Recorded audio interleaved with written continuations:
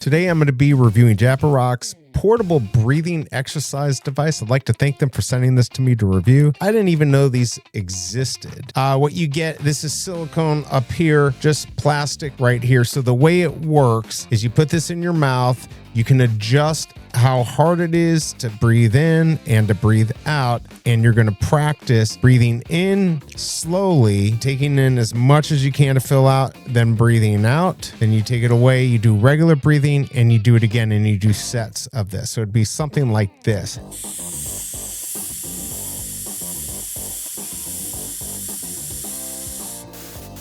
And you would continue that until all the air's out. Easily adjustable right here to make it harder or easier to breathe in. So over time, you're going to create a better situation. If you're an athlete, breathe better, play better. This does really well on Amazon. It is an Amazon choice, gets 4.3 stars, has 115 reviews. And last month, 1,000 of these were bought on Amazon. I hope the review helps, and I'll see you next time.